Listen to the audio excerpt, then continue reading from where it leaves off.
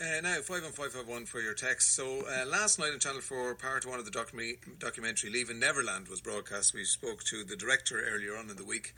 And if you didn't see it, it features the stories of two men, Wade Robson and James Safechuck. And both of them claim that they were sexually abused by Michael Jackson over a number of years. James Safechuck mentions in the documentary that Michael Jackson introduced him to masturbation in Paris on one of his tours. And last Sunday in the Daily Mail, the Irish Mail on Sunday, journalist Sam Smyth was writing about Jackson's visit to Cork in 1988, which would have been part of the same tour. And it turns out that James Safechuck accompanied Michael Jackson on that trip to Cork. And Sam Smyth joins me in studio. How are you doing, Sam? Hi, Ray. Thanks for coming in. So you'd reported, as often happens, you were sent off to do a pre-sort of report on one of the other concerts. Yeah, I went to the Netherlands, to Rotterdam, and the Jackson tour was playing there. It was the Bad Tour, if you can remember. Huge crowds everywhere, worldwide publicity. It was a major event at the time, and I went to Rotterdam, and also through Oliver Barry, who's from Baltier and was bringing Michael Jackson to Cork, I got quite unique access at the time to Jackson's team. His manager, Frank Dillio, was his name, and so forth, and got a good look around. And obviously I'd also been reading the papers at the time, and it was very bizarre. You know, they kept putting out these stories. You had stories. It was like, there used to be a thing called Ripley's Believe It or Not, you know, crazy stories. Yeah. And the stories got more crazy. And one of the big ones before that was that Jackson had a chimpanzee called Bubbles, who lived, as I wrote at the time, like a French aristocrat in the 17th century. He lived, and the whole thing was quite surreal. And now, it wasn't doing anybody any harm. But the undertow to all this was that Jackson was saying his great love for children, yes, and that he was very childlike, and people were saying he was like a man-child. Now, I remember thinking at the time, well, I don't claim any great wisdom or anything for this, that it's very odd for a man in his 30th year to have as his very best friend, he described his very best friend as this boy called little Jimmy Safechuck, yeah, who was 10, a very lovely-looking young fella, as you'd expect of a 10-year-old boy, wildly excited at everything in life. And did Jimmy dance on stage with them at Rotterdam? Can you remember? Not in Rotterdam, no, but he did elsewhere. Yeah. And little fella, last night on the TV programme, I told you, they were all besotted with the glamour of it, the biggest pop star in the world at the time. But while we were in Cork, I remember thinking, now what's going to happen here? So myself at the time and other journalistic colleagues, including Eamon Dunphy, we managed to get rooms in Jury's Hotel where the Jackson entourage were staying.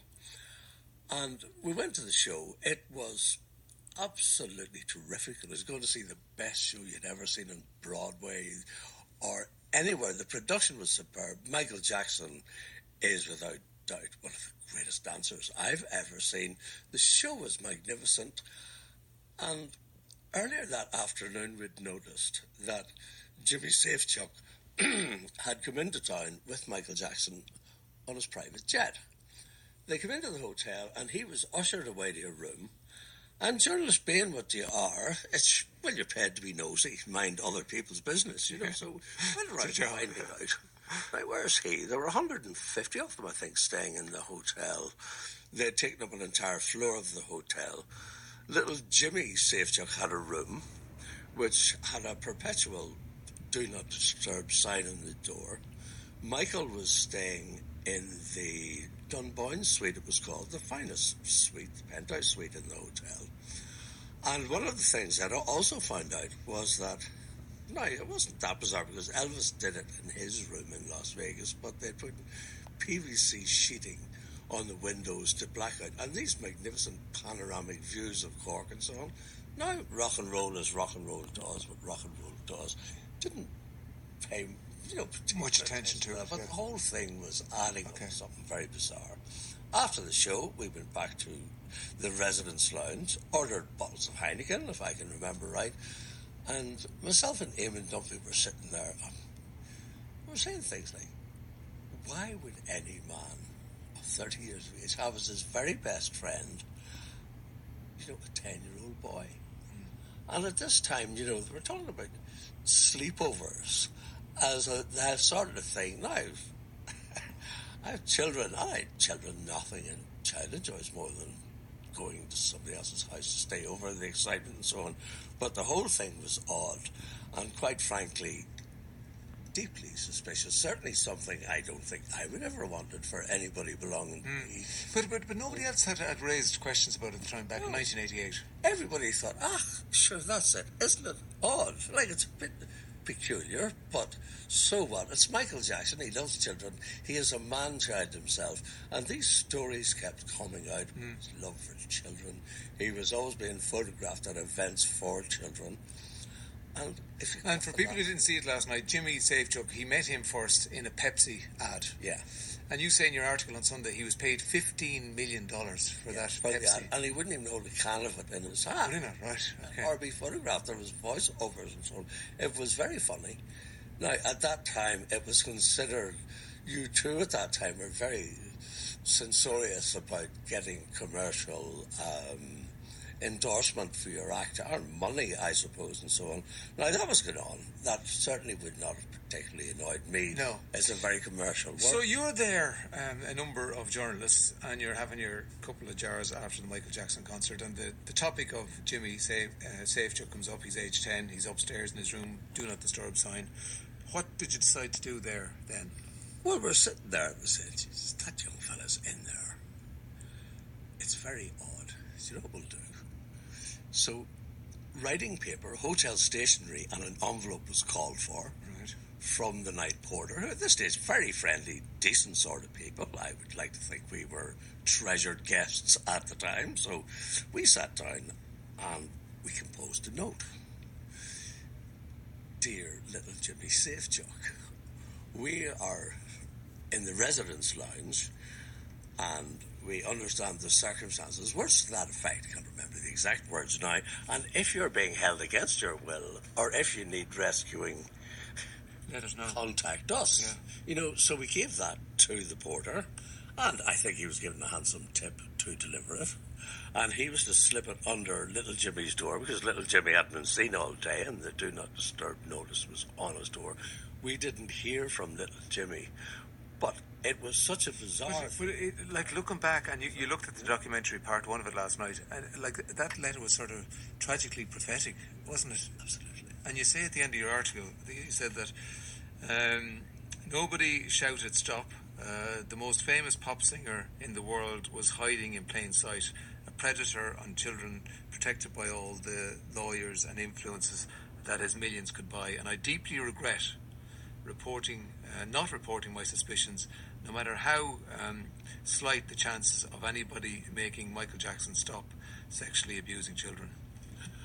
Well, that was it. We couldn't do anything, but it was clearly sick. I have children. I had children at the time. Eamon Dunphy had children at the time. And we just said, this is crazy. How did you feel watching it last night? I was actually on a few things. One was how articulate, considered, non-hysterical those two young men were, how convincing they were to me as witnesses.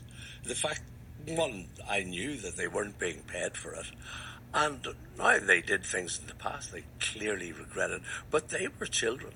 They were the victims, and it has made such a mark in their life that I'm sure it has damaged them in some ways. And I've got to say, I'm looking forward to the second part tonight, because I don't know what anybody else could say about that. People are saying now, the Jackson family and so on, this is outrageous what they're doing. Listen, the Jackson family are all beneficiaries of that. His estate. Last week when I wrote that, I checked it. Forbes magazine, which does the rich list of America, the Jackson estate is worth $4.2 billion and growing.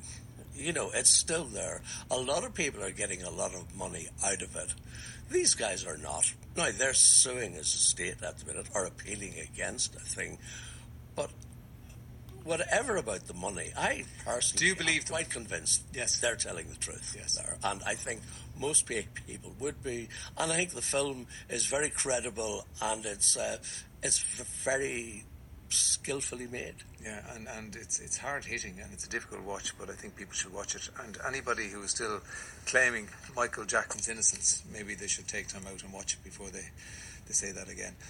Sam, thanks for coming in. Thank you very much.